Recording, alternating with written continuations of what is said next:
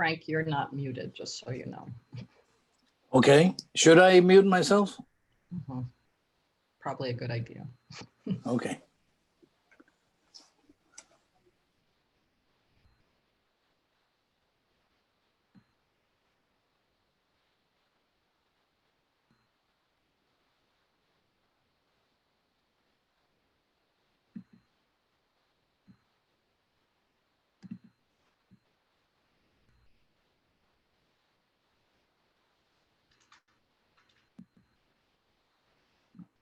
Good evening, everyone. Good evening from Miami, that is. Welcome to Journalism in a Polarized Pandemic, a webinar that organized by Funda Medios and the University of Miami Institute for Advanced Study of the Americas. I'm Sally Hughes. I'm a faculty director at the Institute and also the Associate Dean for Global Initiatives at the University of Miami School of Communication. Along with the students in our Latin American Journalism and Media Systems class, I want to thank a stellar group of panelists for the work they're doing every day and for joining us this evening to tell us about that work. Among the lessons the COVID-19 pandemic has reaffirmed is that journalism, based on the verification of information and presented in the public interest, is more important than ever. Until an effective vaccine is made accessible around the world, the best medicine against COVID-19 is reliable information. That information, of course, is produced by scientists, and governments should use it to support the public health. Journalists, meanwhile, play equally vital roles. They verify the authenticity of health information and then customize and disseminate it to specific communities. This has required a great deal of learning and adaptation. Journalists also play a more familiar role during this pandemic, which is one of monitoring government and others in power. But they're doing so in a context marked not only by health risk, but also a polarized political scenario that further complicates their work. We'll hear today about how journalists verify, contextualize, and disseminate reliable health information within a context shaped by challenges that predate COVID-19, but continue to complicate their work. The first is a technology-driven economic transition that has, in the aggregate, slashed resources for local news production and opened even more ways to spread disinformation. The second is a post-truth epistemology that rejects empirically based knowledge, whether from science or journalism, in favor of emotionally appealing rhetoric from politicians and confirmatory interest groups. And the third challenge is a hostile environment for journalists whose work contradicts partisans and who tend to be more viciously attacked because of their personal gender, racial, and religious identities. But along with these challenges, adaptation and resilience also mark and predate the period prior to the pandemic. Collaborative, investigative, and sometimes nonprofit journalism in Brazil, Puerto Rico, and the mainland United States have exposed corruption, cruelty, and ineptitude with a consistency that harkens to a new golden era of public service journalism that could in turn strengthen democratic corrective mechanisms. The professional identity of public interest journalists has driven them to organize beyond their individual newsrooms to safeguard their well-being and to improve their investigative capacity. So this was the scenario for journalism as the coronavirus spread around the world. Today, we'll hear from journalists across the Americas about how they continue to navigate these crosswinds. Joining us from Brazil, Cristina Zahar is the executive director of the prestigious Brazilian Association of Investigative Journalism, or ABRAJI. She will share experiences in a country that trails only the United States in coronavirus cases and only the US and India in coronavirus-related deaths. Also similarly to the United States, the work of journalists in Brazil is complicated by the behavior of a president and his supporters who engage in stigmatizing verbal attacks and who expose journalists' personal information online sometimes provoking mom-based response. Sandra Rodriguez Cueto is a well-known radio journalist with decades of experience in Puerto Rico and beyond. She wrote a book about her experiences covering the aftermath of Hurricane Maria on the only station that continued on the air for weeks, Guapa Radio. Along with journalist Rafeli Gonzalez, Rodriguez Cueto has filed a First Amendment challenge against two recent fake news laws in Puerto Rico that threaten to criminalize critical reporting just when we need it the most. Andrea Forcada Fraile also joins us. She is the editor of Que Pasa newspaper in North Carolina. Que Pasa serves a community where disparities in access to quality healthcare and quality information, as well as stigmatizing discourse and dangerous immigration policies, greatly accentuate their risk. Serving their readers has required learning, creativity, and tenacity. To provide a wider panorama, we're really fortunate to have with us Frank LaRue, who is Funda Medio's human rights and legal advisor. LaRue has a long history as a human rights defender in Guatemala, the US, and Europe. Among other important roles he's held internationally, LaRue is the former UN Special Rapporteur for the promotion and protection of the right to freedom of opinion and expression. So, to start this conversation, I would like to ask the panelists to take 5 or 7 minutes to explain the situation they and their colleagues are facing. We'll then have plenty of time for conversation and invite you to ask questions through the Q&A mechanism. So let's start with Christina, sorry. Let's start with Christina and go from south to north. Christina, what are the priorities of you and your colleagues during the pandemic? What are the challenges you are facing and how are you facing them? Please, you have the floor. Okay, thanks, Sally, and thanks for having me tonight. When we first heard from the new coronavirus arriving in Brazil was just after Carnival at the end of February. I remember the first cases were imported, people who has traveled abroad for business or vacation. In the beginning of March, 2 staff traveled for business purposes. One to attend the IRE conference in New Orleans, and the other one to the Inter-American Commission Human Rights audience in Haiti.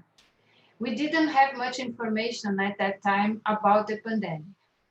When they both came back, I asked them to test, and they stayed quarantined at home. All the staff started to work from home on March 11, and we are still doing so. Maybe in January you can come back, but if there is no vaccine, we are not going back. As the pandemic started spreading, so had the online harassment against journalists. President Bolsonaro and his followers started attacking more and more often media outlets and journalists themselves. So Abrage had to issue more and more repudiation notes, such as in the case of Patricia Campos Melo, the reporter from Folha de São Paulo who won the Maria Moores Cabot Prize this year. We have also been involved in the discussions around the bill to regulate disinformation. Abrage and civil society asked for more time to discuss it instead of trying to approve it in a hurry during the pandemic. Another important task we have embraced was fighting against FOIA restrictions by federal government, who tried, for instance, to use the pandemic as an excuse to delay the deadlines for responding to requests made in use the FOIA in Brazil. So this is how we are fighting all this situation in Brazil. Sounds like you have challenges on many fronts. Let's turn now to Sandra Rodriguez Cueto in Puerto Rico. Thank you, Christina. Thank you very much. And thank you again for the invitation. I'm really honored to be with this panel of such distinguished colleagues and journalists all over the world. Basically, we have been experiencing more or less what Christina is saying, and I think journalists across the globe are experiencing the same.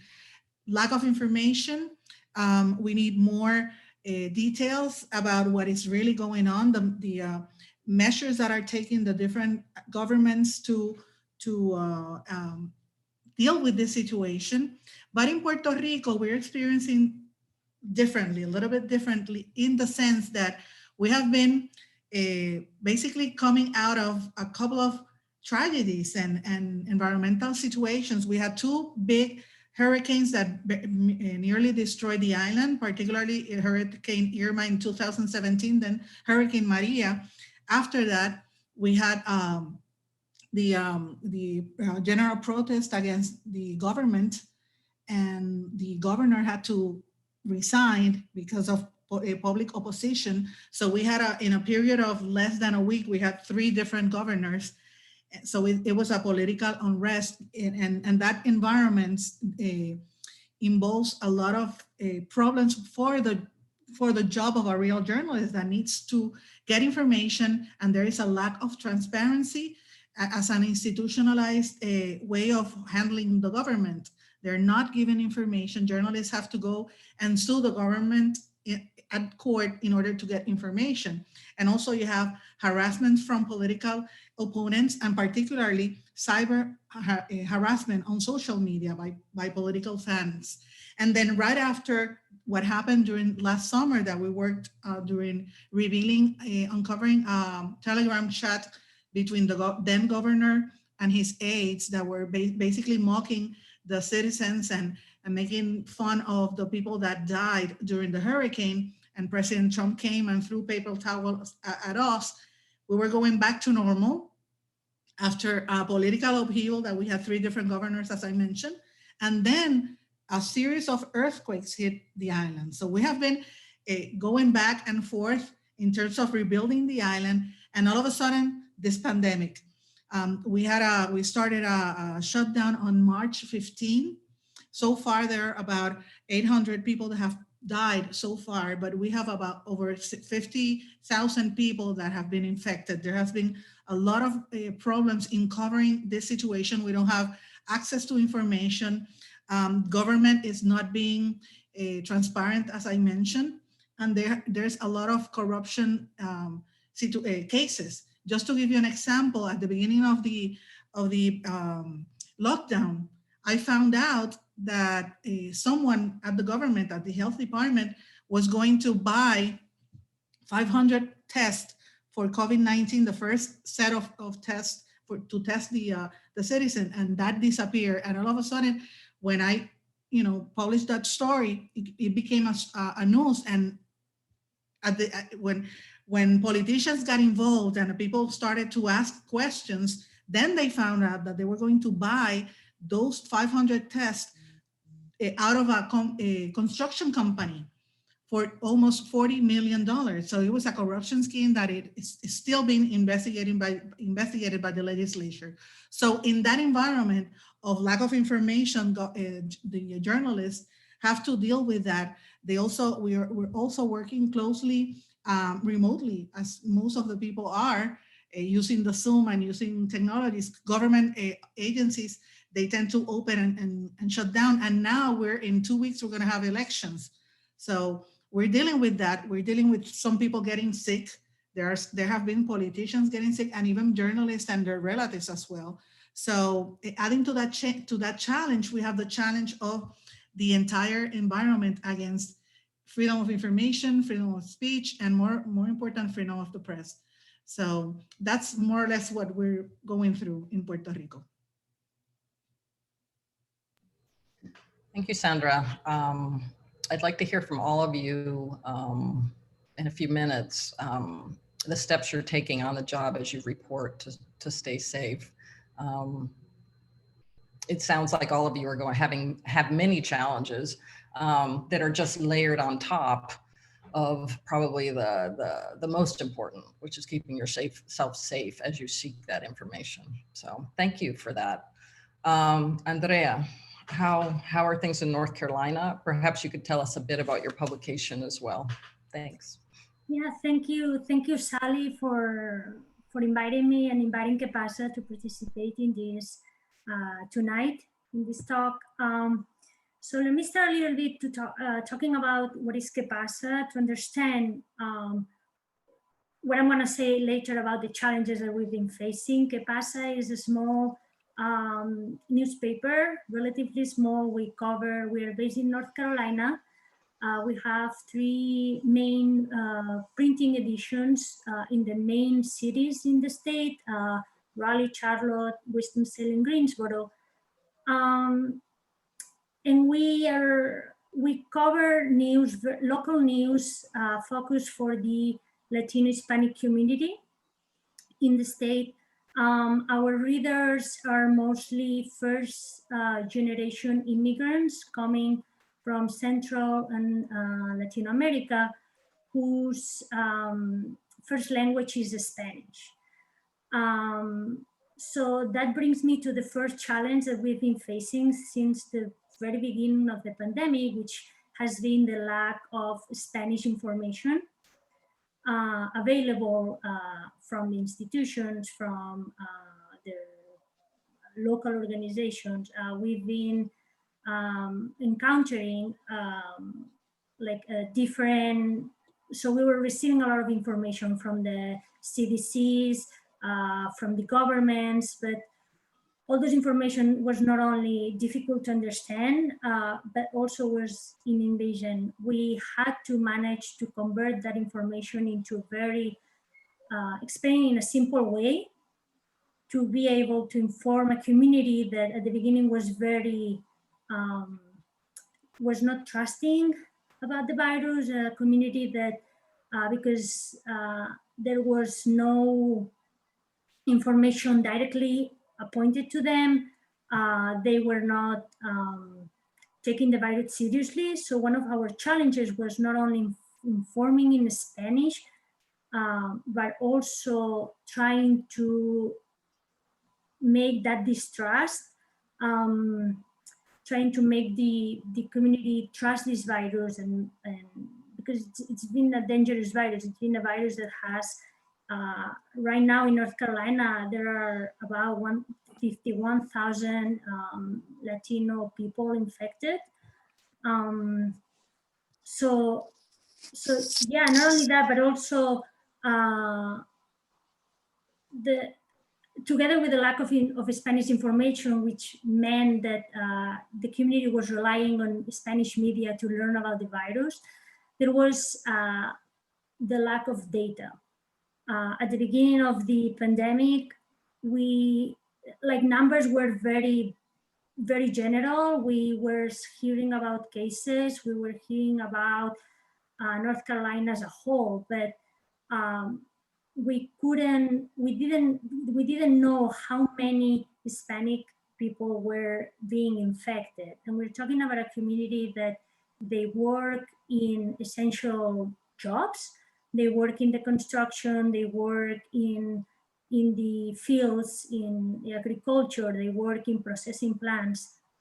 And all those jobs, the risk of getting infected was really high. And we knew that there were a lot of people in the community that were getting infected, but we couldn't find those numbers. We couldn't inform about it because we didn't have information. So, for example, in ¿Qué pasa? We started digging into this issue, and we published news about the lack of information and how important it was to have data like divided into ethnicities, into races, to really know how, like, the level of impact of the virus.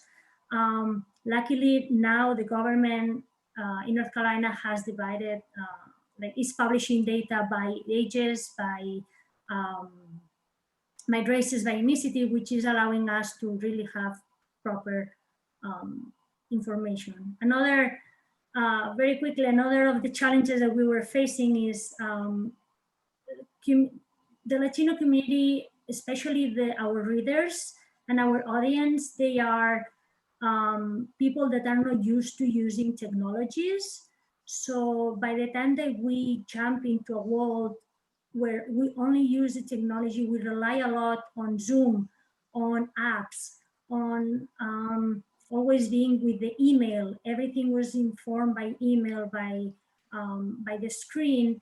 We have a community that because the work that they have, because the way they live, they don't use the technology as much. So we had to come with creative ideas to get that information to make them being informed, but also aware and educated about the virus, um, with things like simple publications, like simple dossiers that we were distributing, flyers, using a lot Facebook, because we found out that is the main sort of communication among the community in North Carolina.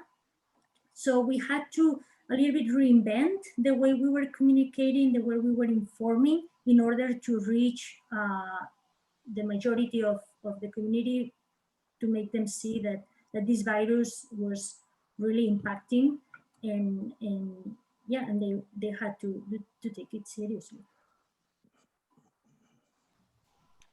Thank you. Thank you, Andrea. I know that the Hispanic community in the US is very diverse, but there are sectors of it that are very much exposed to risk for many of for the reasons you just enumerated, right? The work they do, the lack of information. So thank you for that overview. I want to turn to Frank, also to remind everybody to put themselves on mute when they're done speaking.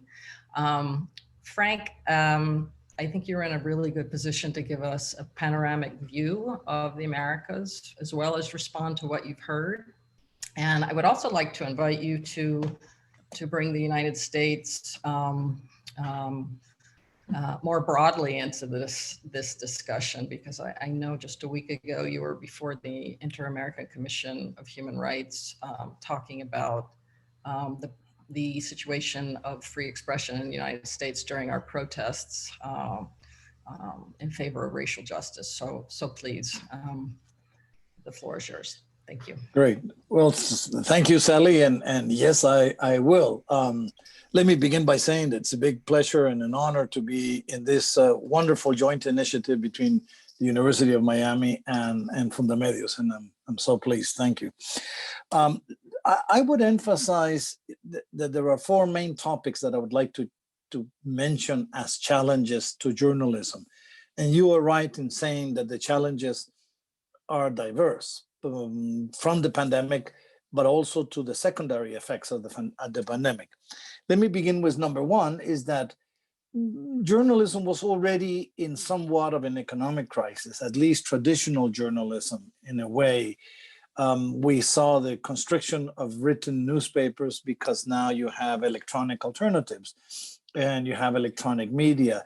And although we all believe that internet is a wonderful development and it democratizes communication, in the case of journalists, it clearly set journalism in a complicated path of learning new technologies on one side, but of also going into somewhat of an economic crisis of sustainability for traditional media and traditional journalism.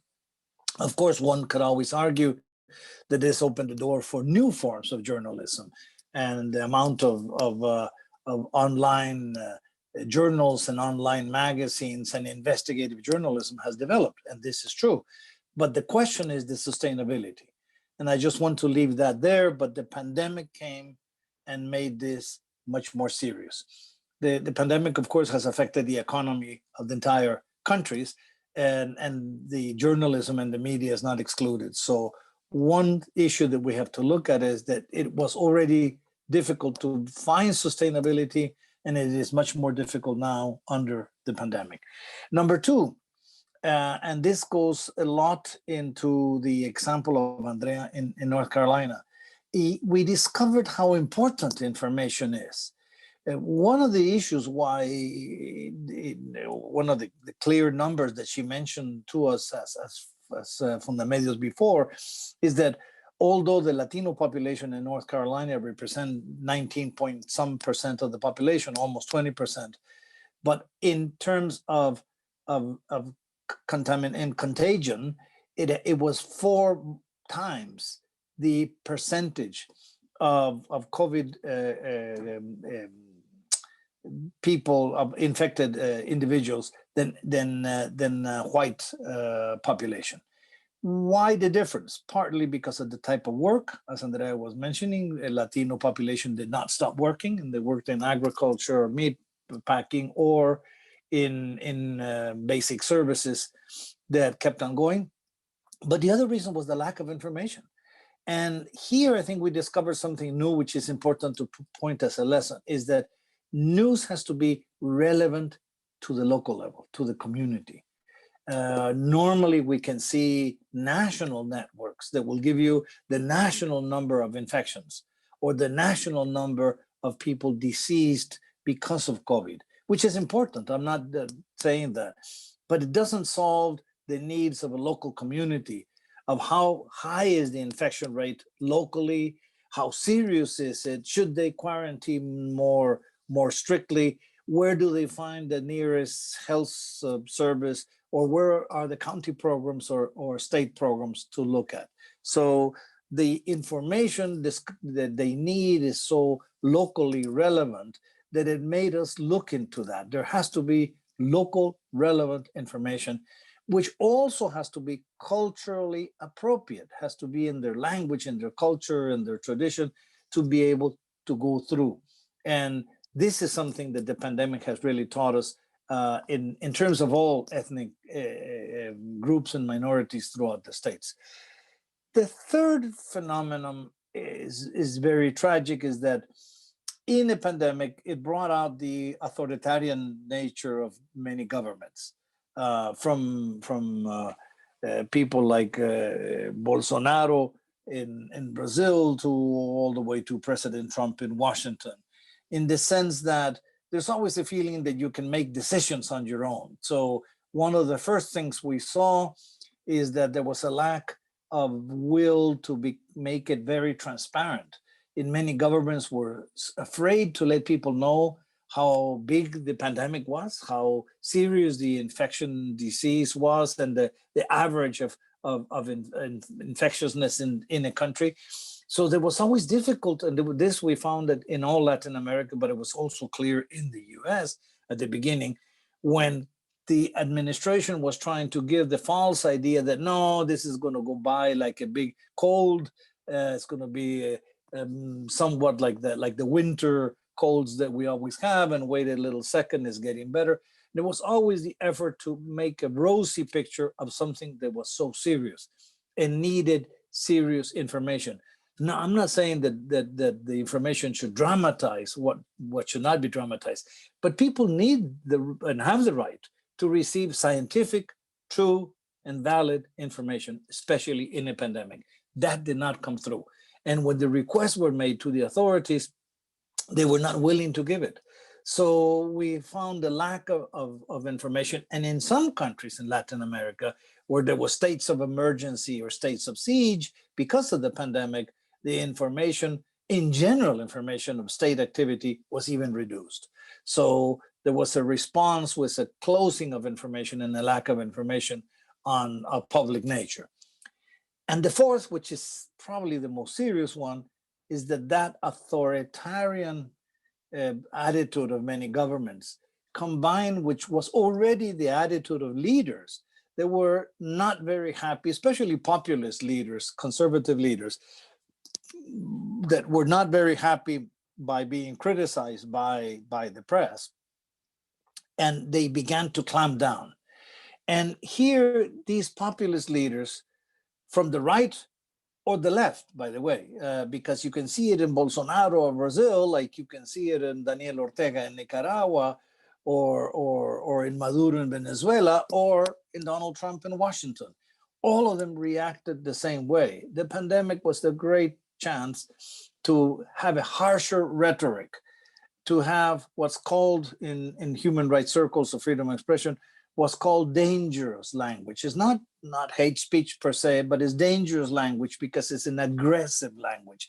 It's trying to disqualify people, calling the press the enemies of the state, enemies of democracy, fake news, those that are confusing the population, those are conspiracy theories, all the adjectives you could use to name the press. But what they were really creating was a sense of verbal harassment, I would call it, against journalism, because they were trying to disqualify and discredit them, journalists as individuals. And this provokes an attitude of aggression that we saw repeated during the demonstrations in the US, as you were asking at the beginning. This was the basis of our hearing before the Inter-American Human Rights Commission. It was surprising that the United States, with the First Amendment, which is the constitutional legislation, was the highest level of freedom of expression around the world, and with the tradition of being the example of a free press, an example that the US likes to promote and to show, rightfully so, became the country where no matter in what city, whether it was in Seattle or it was in in Portland, Oregon, or whether it was in New York or in Chicago or in Minnesota, no matter where it was, the law enforcement agents conducted themselves in the same aggressive way. And when I mean aggressive, it's physically aggressive. Journalists were being arrested arbitrarily, were being pushed around. We have the case of Linda Tirado, who lost her vision in one eye because of a rubber bullet shot directly at her face. We saw this attitude, and what was so surprising is that all was done by different police forces around the country. They were all from different cities and from different states. And in some cases, there were city police, in some cases, there were state police, and in some cases, there were federal agents. But they all acted the same way. They saw the journalists as troublemakers that they had to tackle. And this is what they did. They literally went out to tackle journalists. This had never happened in the US and should never happen again. These are like the four big symptoms, I think, that we got out of the pandemic. And probably one of the most serious reactions is here in the United States. And this should be a collective reflection of a country that has so strongly defended freedom of expression and freedom of the press. Thank you for that, Frank. That was a really insightful overview. It's interesting that at the time when we see that information is more important than ever, and actually, at least in the US, the seeking of information became much more intense during the pandemic. Of course it did. It's also a time where the sustainability of journalism is more greatly questioned, right? Because of the financial, the transition in the business model we were talking about. So that's definitely, to me, one of the big question marks that we'll have looking forward about when we think about what journalism will be in 3 to 5 years, given this experience. On the other hand, just reacting to what you said, this authoritarian tendency of governments at a time when they need to talk to their populations, right? They need to work with journalists and others to translate information to the local level, to different communities. It's striking that in so many of our countries, what we've seen is instead of trying to work with journalists, there's been attempts to shut journalism down. Considering all of this and all the work you're doing, I before we jump to the questions, and I'm glad there are many, what do you think journalism, assuming that we have a vaccine and it is circulated by this time next year, what do you think journalism will be like?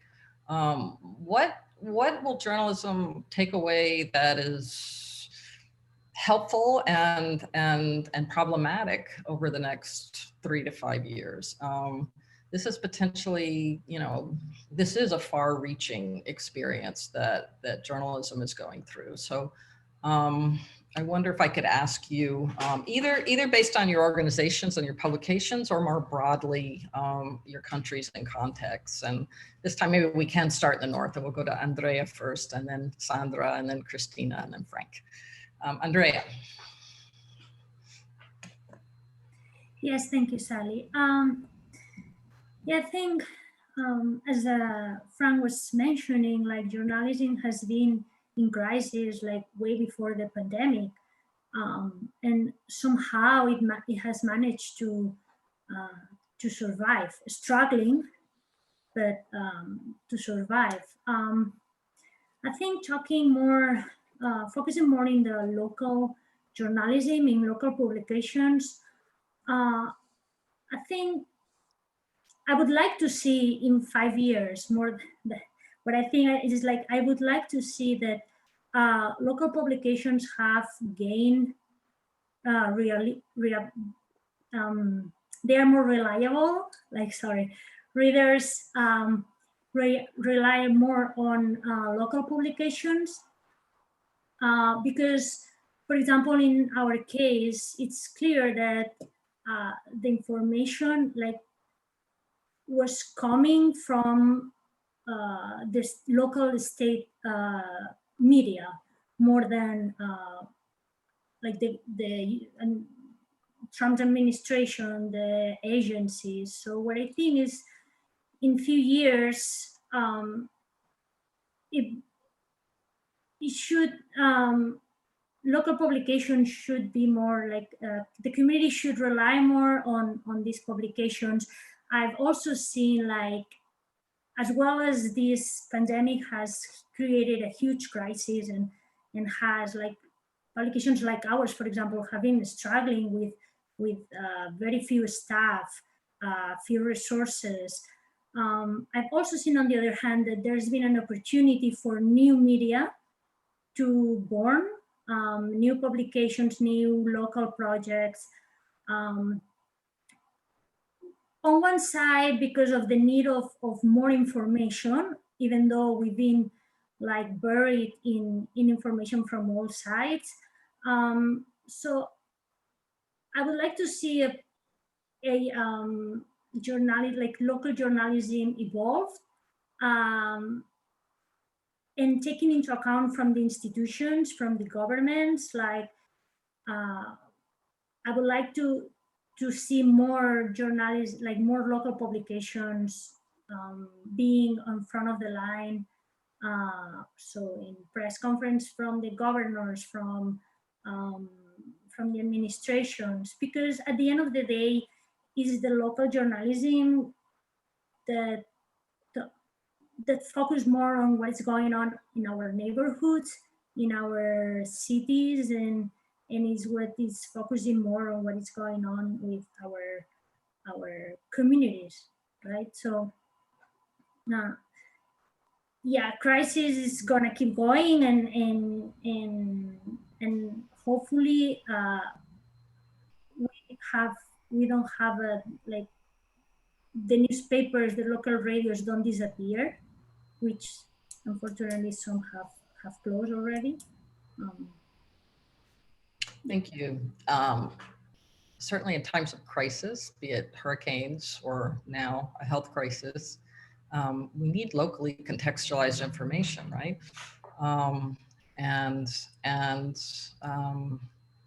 In Miami, as you might imagine, our local public officials give press conferences in English, Spanish, and Creole, but that is not the case in the rest of the United States, and hopefully that will change. But my guess is there needs to be advocacy to get it to change. So thanks for that observation. Sandra, what are your thoughts? Puerto Rico has seen its population decline. As you mentioned, it's had numerous environmental and man-made disasters. How do you think journalism in Puerto Rico will come out of this, both in terms of possible strengthening, in terms of credibility, for example, and problems that we should be aware of? As I said, I do think we are having and experiencing the same as in other places in the world. Journalists are under fire, as Frank mentioned, from authoritarian governments as well. So journalism in general is facing I think one of the biggest challenges in its recent history, and not only because of the pandemic, but also because of the economic conditions involving this situation. We have to take into consideration, for example, that not only in the States and in Europe and Latin America, we have seen that in Puerto Rico as well, the lack of funding, more competition, and also an increase of what it's been called the citizenship journalist or journalism, or people that basically go to the social media and present information and get confused with traditional journalism. In my experience, I can tell you what I've been doing. I've been doing both. I've been using my social media as a platform to inform, also to get my opinions and to provide my how I see of what I'm seeing during my reporting. And also I use my online publications and also on radio. It has to be a combination. I do, but I agree with Andrea that local journalism is going to be a key in the development of this situation. But because when we compare that to what is going on with the biggest companies throughout the world, all of them are losing money. Some of the governments have had to basically bail out some of those media organizations. They have done it in Spain. They have done it also in Puerto Rico, for example, with when the pandemic started. Most of the companies received some incentives, economic incentives. And just to give you an example, the largest newspaper on the island, what is called the Record newspaper, the biggest one, right after they got the aid from the federal government, they fired reporters. So they're all using the money to save their operations, and then they have to lay off the employees.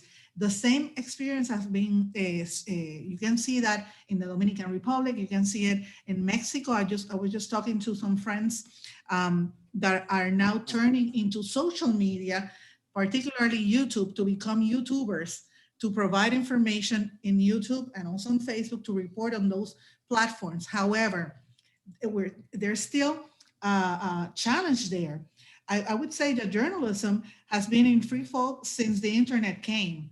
It has changed the way the media is, from what I've seen. For example, when I started way back in Miami 20 years ago on Hispanic TV, and how advertisers were the main source of income for the companies in order to hire reporters, that has changed. Now the algorithms are basically selecting what and how they can focus in attracting and getting their potential customers. So they don't need the media to advertise. So that's one thing. And we're going back to an era where journalists are going back to become lower and even lower working class personnel. And also, I like to add that we have to acknowledge in the near future, and I think it's happening right now, it's gonna happen in the near future, that there's also these social media and internet sites are being are censoring the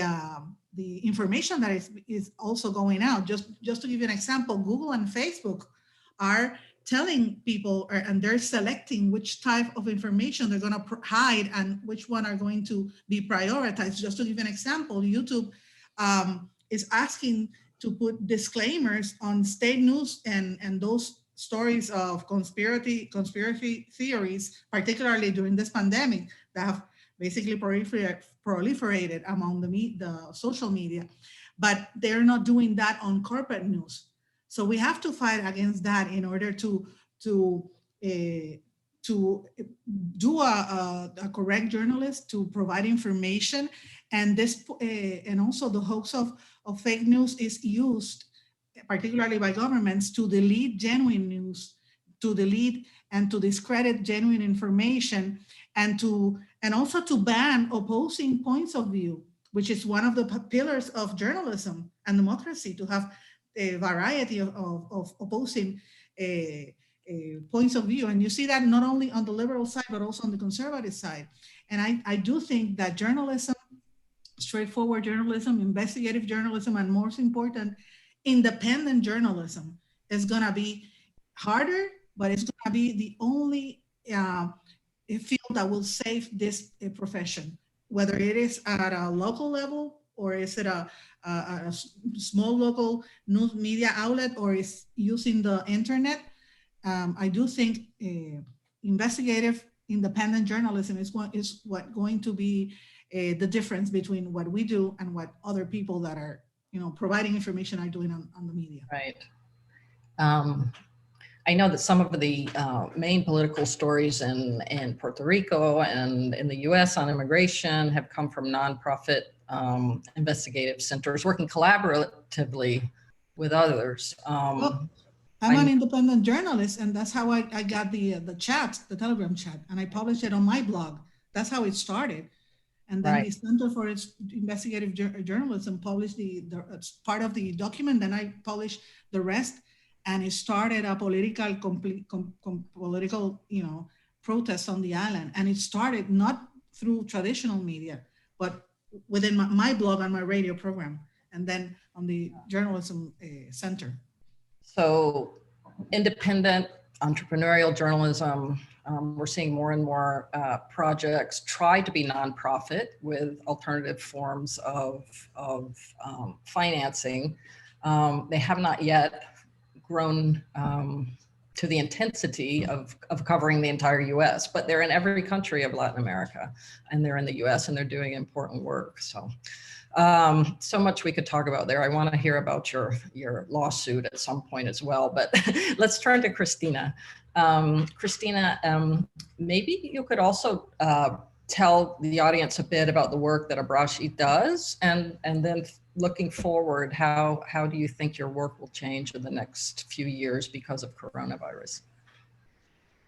Well, Abraji is 18 years old already, so we've seen a lot during all these years.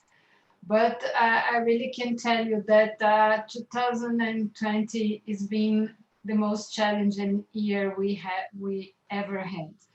I started working at Abraji 2 years ago, but it seems I have worked there for all my life. It's so intense, and during this year, it's more intense. One of the things we do is monitor violence against journalists. And we do that since the 2013 riots against Dilma Rousseff's government. But for the past 2 years, we felt a big change from physical attacks to online harassment. So this year's monitoring shows so far 270 attacks against journalists and media outlets in Brazil, more than the double registered in 2019.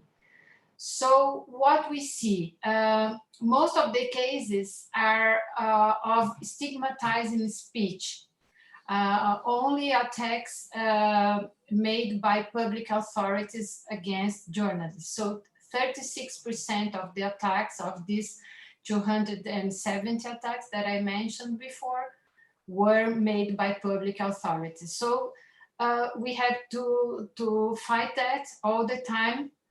And I think the work of Abraji, making reports and publicizing all this is very important.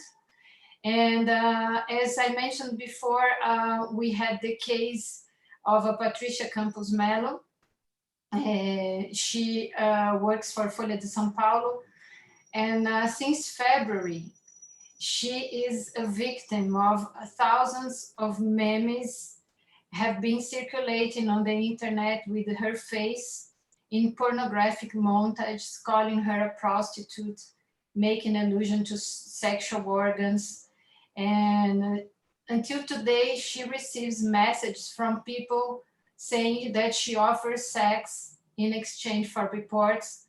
And some of these asks for her to be raped. So the situation against journalists in Brazil, and particularly against women, is very serious. And when you think the president of Brazil, his sons and his followers, they feel empowered to do that more often, we feel helpless sometimes, but we think we must stand for all journalists. So we will go on with our fight.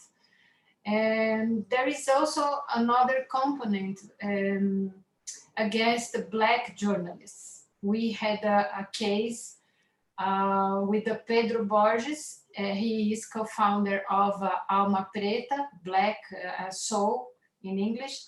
It's a news agency that covers racial issues in Brazil. So the president of a public agency, whose mission is to promote and value Black culture, called him a racialist, victimistic, segregationist, anti-white defender of bandits. So when we hear similar stuff almost every day, we think that we must bear with other organizations, human rights organizations in Brazil, to fight against that. Because we cannot naturalize that and think this is usual or normal. Well, apart from that, we also have one project that is called Control X, a database that we created that gathers lawsuits from all over Brazil that ask for content withdrawal, meaning that if a politician or a public authority is not happy with a news that has been published, he or she goes to justice and asks for the content to be removed. This is very common in Brazil. Since the beginning of Control X, we have more than 5,000 lawsuits in our database. So this is another way of intimidating journalists and the press in Brazil. We are facing also cases of censorship. For instance, Global Television, which is the biggest broadcast channel in Brazil, was forbidden to broadcast reports about Senator Flávio Bolsonaro, which he's involved with the case of corruption. And the Global Television was forbidden to talk about it by justice. So this is another form that we are facing more and more often in Brazil. And the government also used an old bill from the dictatorship called National Security Bill. And it's using it against journalists and cartoonists. So last Saturday, I was in the jury of Vladimir Herzog Prize. Is the most prestigious journalism prize in Brazil. And this cartoonist, he's being sued by the Ministry of Justice of Brazil using this law, this bill that I mentioned. And he got the prize along with 109 artists who worked on his same idea to fight against this.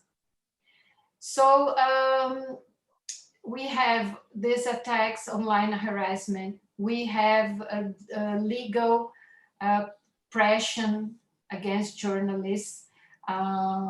There is another example, a public attorney from the Operation Lava Jato. He's suing a columnist of Folha de São Paulo using a special civil court that was created at its origin to ease access to justice to those who cannot pay. But certainly this guy can pay, but he's using this special civil court because if he wins, the journalist, he can only make an appeal to the Supreme Court. So this is a very unfair way of doing things, but it's happening. There is a case of a writer. He is suffering 80 lawsuits for moral damages in 19 different states of Brazil. So imagine Brazil, how big the country is, and he has to go to each state to defend himself. And this scheme, I can call that a scheme, is promoted by pastors of the Universal Church. So the more you think about what's happening in Brazil, the more I think Abrage's work is more relevant and more important. So going to the second part of your question, I would say that the future of journalism, journalism will always be there because we are the watchdog of the state. And whether they like it or not, we will be there. I don't know.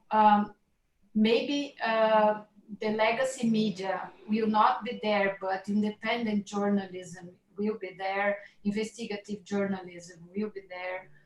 Abrage and other human rights organizations that fight for freedom of expression and press freedom will be there as well.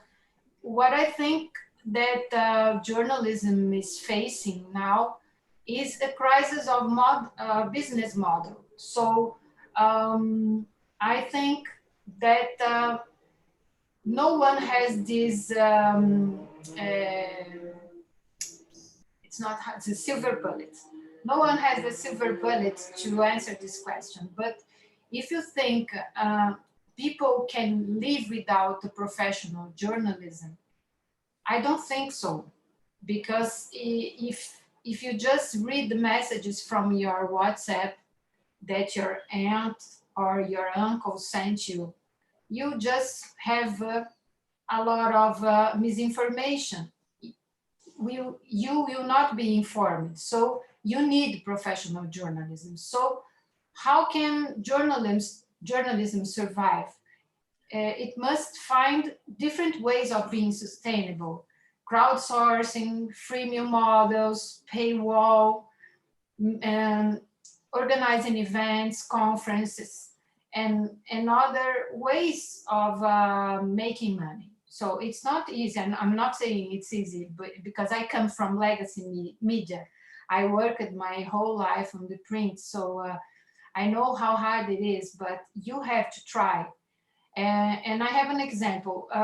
The Wall, it's a news portal that is turning 25, I think, this year. And they can offer news for free. Why? Because one of its business is to sell those payment machines that you put your credit card, or you just have your cell phone and you can pay. So this allows that Wall can offer news for free. So I think it's gonna be very difficult to find these new business models for journalism. But I think this information is doing us a favor, because if we want to fight this information, like Abrage is doing with the project Comprova, we need journalism. So we need the verifying agencies. We need IFCN. And also we need media literacy to form a new generation of critical readers. That's it. That's what I think. I think we have a future. Yeah, it was very, very thorough, and I really appreciated the overview. My thoughts about the business model. Some journalist organizations like yours that are now entering their second decade, but others are new. And I think one of the heartening developments for me in the last few years is how journalists are organizing independently for collaborative work, for protection.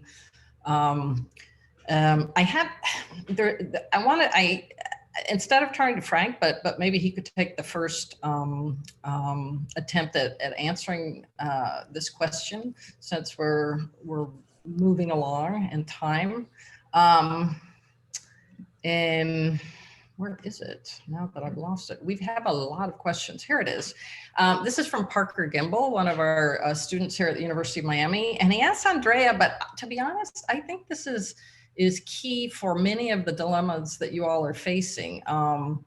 The question is, how can publications reassert their integrity in the view of people who have been swayed by leaders like Trump or Bolsonaro declaring authentic media outlets as fake news?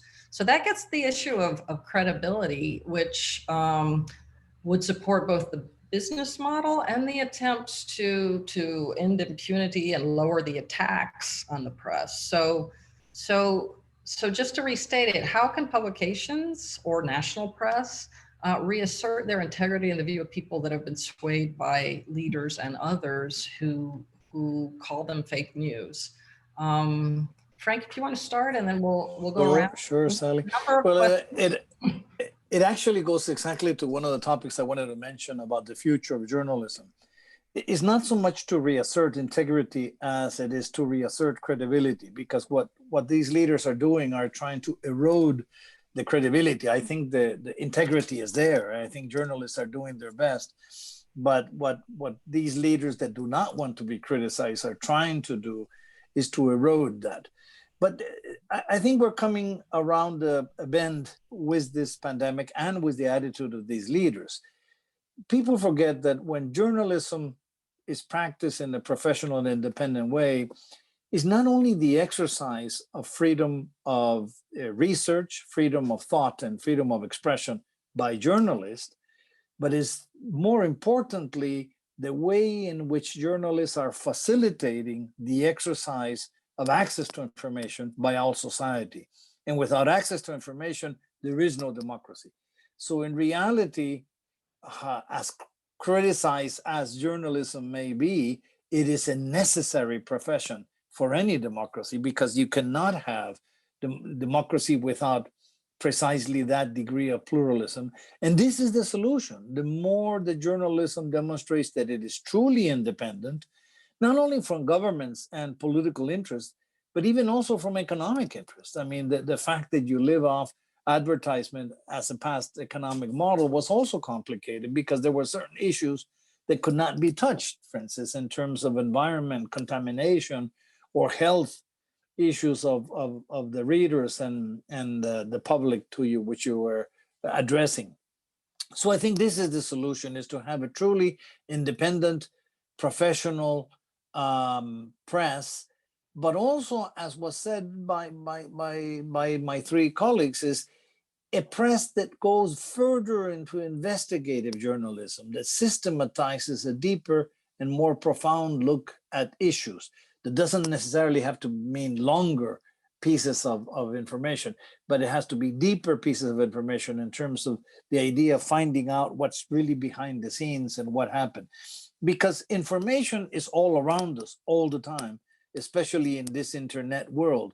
We can read gossip, we can read Facebook, we can read many of these things, but it's not in the systematized professional way that you find the ideas that have been compiled by a journalist that does investigative journalism and explains it to the broad public. And I think this is the crucial element. I truly believe it's never going to go beyond that. Now, two quick ideas in terms of the economic model. You have mentioned it, Sally, as well. I think there will be challenges on how to have collective forms of cooperative journalism, of self-help forms, of structures, of new funding for journalism in different ways. All these challenges are difficult at this moment, but ultimately will support this independence that journalism should have. And finally, one word of caution. Journalists have to become very savvy in terms of technology, which they are. A journalist today has to do investigation, research, be a reporter, be a photographer, be an editor, and then publish. I mean, you have to do a multitasking issue. I know that. But the one thing that people will discover with the technology is that all of a sudden technology may be trying to take over the information gap. And this is very problematic. For instance, one of the challenges we have today, and here I speak as ex-rapporteur on freedom of expression, is the fact that you have the big platforms, internet platforms, trying to define themselves how they self-censor the content. This is a very problematic phenomenon, because on one hand, you don't want governments to establish content, but on the other hand, no one is really sure that you want the platforms themselves, which are a business model in themselves, to be the ones that self-defined contents, what is acceptable and what is not acceptable. And this is one of the debates that has been going on in Congress with Facebook, for instance. So I think this is a truly important moment to begin looking at this. And finally, with artificial intelligence, many people are talking about the fact that many professions may disappear, including journalism, because pretty soon you'll have a robotics machine being able to compile information, systematize it, and present it to the public. I don't think that's possible, by the way. The same way that I don't think you can have a judge, which is another of those crazy ideas. You cannot have a judge be judiciary authority being supplanted by a machine with artificial intelligence. There has to be a human touch to the way that information is dealt with. And I think journalism will always be a human activity, and there's no other way to it. But there are challenges in front of us that we should be discussing and looking at from an ethical point of view, and even from a regulatory and standards point of view in the future. Thank you, Frank. I wanted to toss out actually 3 questions since we only have 10 or 15 minutes left and we have a lot of questions. So let me toss them out and then perhaps you can take them one by one. Andrea, the question was also to you in that how at the local level can you try to increase your credibility with readers and with government sources when you have a national climate and national politicians who are attacking journalists and attacking credibility. I wanted to also ask a question from Omar at San Francisco State University. His question is for Christina. I'm curious as to what precautions and measures investigative journalists in Brazil are taking. An alternative question is what risks come, you discussed this a bit, what risks come with investigative reporting in Brazil? And then there was a really interesting question for Sandra from Tori at the University of Miami. How has the territorial status of Puerto Rico impacted your First Amendment challenge against Puerto Rico's 2 fake news laws and other similar lawsuits and freedom of expression challenges? Here's a question for you. Would this situation change under US statehood? So I'm gonna let you go last. You think about how to answer that one. Andrea, why don't you go first? Yes. So how to increase credibility from a local level? I think local journalism, so the rules for local, state, international, investigative, I think the rules for journalism apply at all levels. So what we've been saying until now, like the concept of transparency and independency are key to ensure that our readers are reading us, or are trusting our information. And it doesn't, I don't think, in my opinion, it doesn't matter at what level are we informing, if it's a national level or if it's just the neighborhood paper. But as a journalist, we always have to keep in mind that we are a public service and that our readers, like, is their right to have a transparent, independent and true story. So I think the way that we create credibility, the way that we reinforce credibility at the local level is by asking questions that other journalists won't ask, because like local stories are maybe not in their target. So we have the power of going to the local administration, we have the power of going to the local companies and ask those questions that journalists at the higher level are not gonna maybe pay attention, because they need to cover broader topics. Also, for example, in Kepasa's case, what has been happening these past months, the Latino community, and I go back to the Latino community and Hispanic community in North Carolina, there's always been disparities in healthcare access, in education access, in the job rights. So those disparities were always there, and there were only few media that were covering. There were only few occasions when we were paying attention to those disparities. What happened with the pandemic is that those disparities have been like in the front line of the informations, and thanks to the local media, they've been we've been opened the door to these disparities. We've been putting them on the table and saying, like, this is happening here, and so bigger media have put an eye on those problems, and the topic has become more broader. And that's a tremendous public service.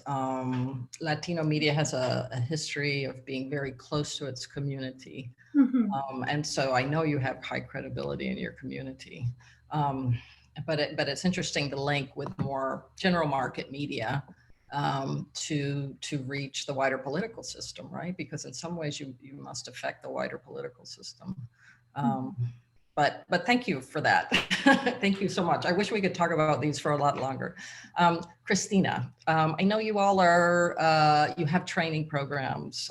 You work on, for example, digital security.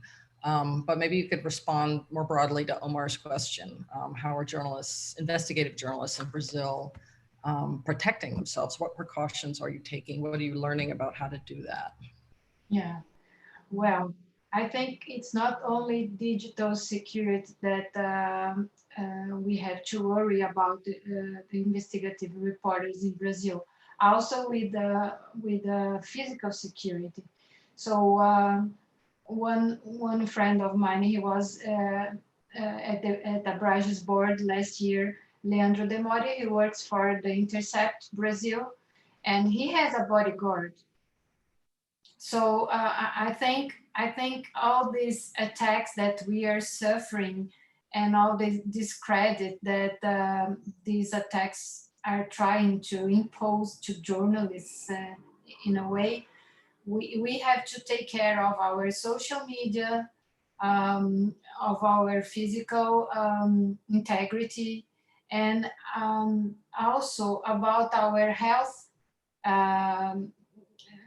We have to think about our mental health as well, because being harassed every day, every time, so we have to go on therapy, or because we cannot go to the bar anymore until we have a vaccine to the pandemic. So no beers with friends, but maybe speaking with friends, exchanging experiences, having groups to discuss all this. I think it's very important. But for investigative journalists, I think they have an additional thing to worry about, is because they are digging in, into stories or subjects that others they're not doing it. So they have to be very careful with their sources as well. And take care of the subject I mentioned before, all the legal pressure that we are suffering nowadays. So the more you dig in, the more you go deeper. For instance, if you investigate all the things that the federal government in Brazil had to buy, personal security equipment, ventilators and others. If you go there and you point out and say, you didn't spend well the money, or the indigenous people are not getting all the help they need because you didn't spend well the money, so the government will come after you in a way. So all this, all the journalism, the investigative journalists, they had to look all this environment and try to protect themselves. I'm really, I'm glad you mentioned the issue of mental well-being and self-care. It's squarely on the agenda for journalists, journalist associations, journalism schools, right? Unfortunately, journalism has become a high-risk occupation in many cases. So it really needs to be on the agenda, and media companies need to be more responsible about that, in my humble opinion as well. The last question was for Sandra. How has Puerto Rico's Commonwealth status impacted the First Amendment challenge? And I'll let you decide if you want to talk about statehood or not, because I know for Puerto Ricans, that's a tough question. And we're having an election in 2 weeks regarding that particular subject as well. So be very careful with that. But just to add something to what Cristina just mentioned about harassment against journalists, I do agree with her. Journalists, and I have seen all throughout Latin America and also in Puerto Rico that usually journalists that are doing the good investigations, and the journalists that are basically after the right stories tend to be more harassed, tend to be more attacked.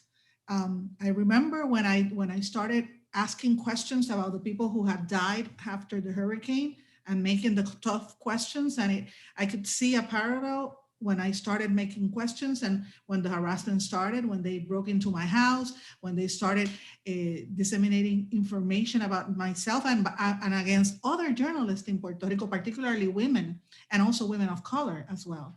So they tend to go and focus on that. Just to give you an example, today I just had to put a statement out on my social media because one of the political parties is basically throwing their social media trolls to attack myself and other reporters as well. So that happens across the board from different political organizations.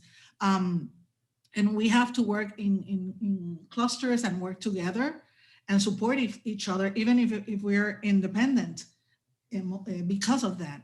And in case of the laws that we're challenging, which is part of the environment that is being created here in Puerto Rico, let me just say first that the laws, those are two laws that were several laws that were enacted by the former governor, who's a pro-statehood governor, and his follower as well. And this particular law criminalizes what they call are false statements about emergencies, including the pandemic. So if they think that something that we print and put out is considered fake news, they can go against against you and your organization, and you can in a criminal prosecute you criminally. That's what they're doing to create an environment of intimidation and to basically chill the possible sources that journalists may have. So we have to do what we have always done in journalism, fight against that and provide the information and look for credible sources and provide the documents and put them out there. So I do, if about the question, if that's going to change with statehood, I don't know. I mean, there's going to be an election about that, but nothing is going to happen. It has to be binding by the United States, and the US government basically is not interested in that. So that's out of the question at this moment, I would say. It is an interesting situation, though, that the national government of Puerto Rico can pass laws that are then disqualified by the First Amendment. So I'll be interested to see what happens to your case. I want to thank everybody. We're over time. I was just told that all of the questions that were asked, I can have those and forward them to you. I want to also encourage those who ask questions that unfortunately we couldn't get to reach out to you. And if you're so generous, you can respond to them.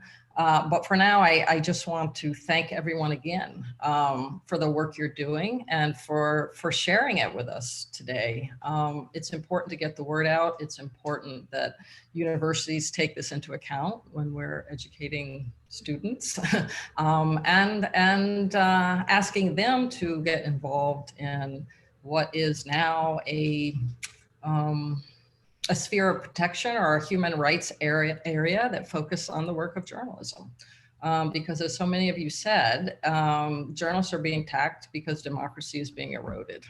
And we need to defend journalism and we need to defend democracy. So, and we also need to protect public health on top of all of it. So I really, really do appreciate all of your time. I want to thank the audience. Fabulous questions. And I hope this is just the beginning of a great relationship with Fundamedios and that we continue these talks. We think about how we want to move forward from here as well. So let's stay in touch.